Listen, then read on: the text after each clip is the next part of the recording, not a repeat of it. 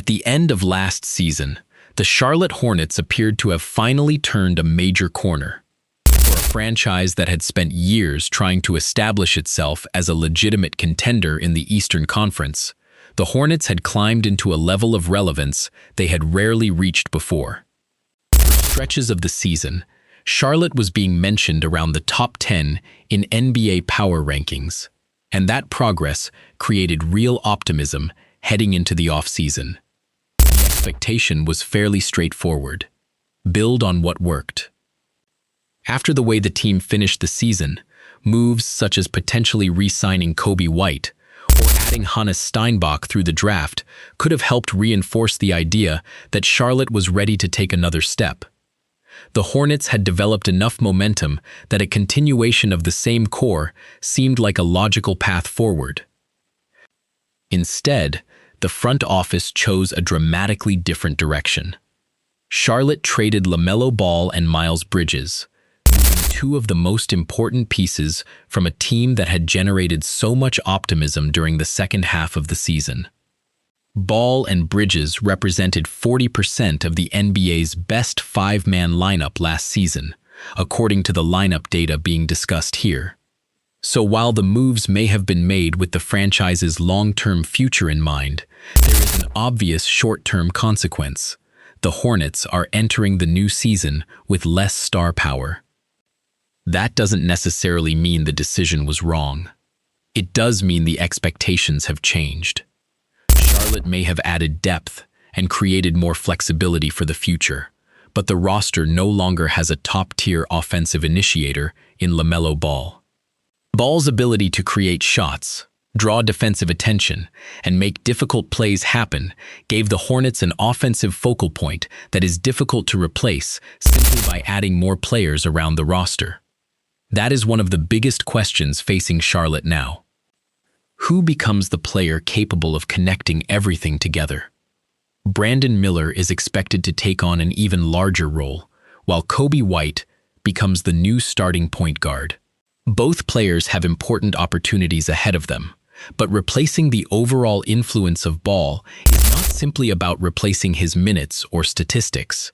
It is about replacing the attention he commanded from opposing defenses and the opportunities that attention created for his teammates.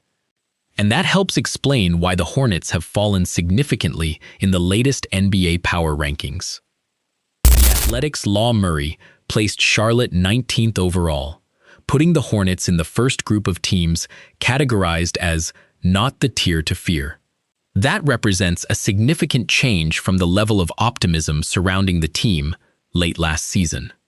Murray also pointed out that Ball, Giannis Antetokounmpo, and Jaylen Brown were all traded. Obviously, Ball is not being compared directly to Antetokounmpo or Brown in terms of overall NBA status. But the broader point is important. Charlotte lost a player capable of attracting defensive attention and creating easier opportunities for the players around him. Charles Lee has experience coaching all three of those players, which makes that observation particularly relevant. Hornets head coach Charles Lee was with all three players along his coaching journey. He should know the value of a player who commands significant attention and makes the game easier for teammates. Lee must find a way to account for that, Murray wrote.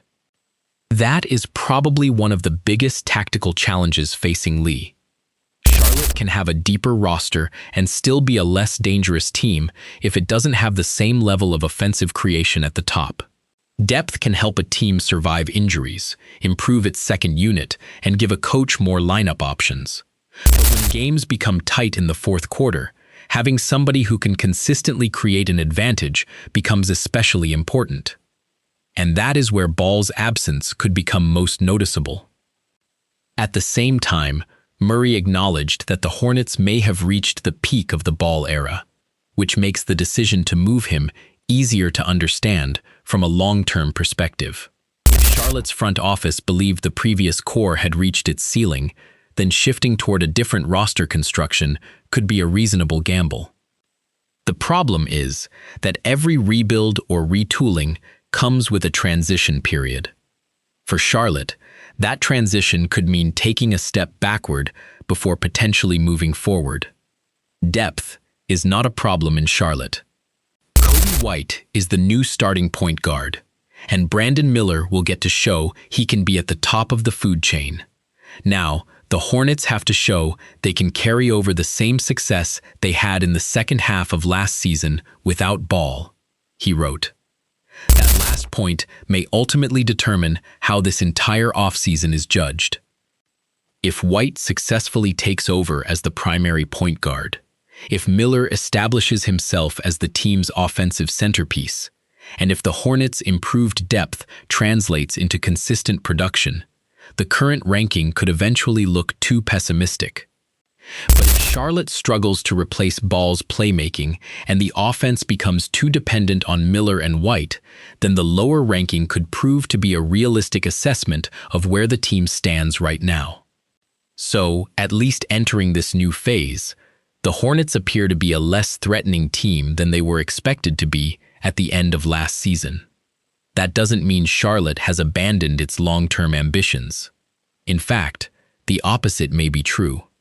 Trading major pieces such as LaMelo Ball and Miles Bridges suggests that the organization is thinking beyond the immediate season and trying to build a roster that it believes can have a stronger future. But NBA teams are judged on both timelines. The future might eventually be brighter in Charlotte, but the present looks considerably more uncertain. And there is an interesting comparison on the other side of the Ball trade. Ball's new team, the Minnesota Timberwolves, landed at number 9 in Murray's power rankings. That is a position Charlotte might have been closer to occupying if the Hornets had decided to retain Ball and potentially Bridges. That contrast makes the situation even more fascinating. One team is adding a player who can immediately give its offense another creator and another source of defensive attention. The other is betting that its remaining players can collectively replace what that star-level creator provided. For Charlotte, the real story isn't simply that the Hornets dropped to number 19. It's whether Brandon Miller, Coby White, and the team's improved depth can prove that the organization made the right long-term decision. If they can, this ranking may look very different by the middle of the season. If they can't, the Hornets could spend the season wondering what might have happened if they had simply continued building around the core that finally gave the franchise legitimate momentum. For now, though, the message from the latest power rankings is clear. Charlotte has gone from an emerging team that opponents were beginning to take seriously to a team facing major questions about how it replaces its lost star power. And that makes the upcoming season one of the most important tests yet for Charles Lee, Brandon Miller, Coby White, and the new-look Hornets.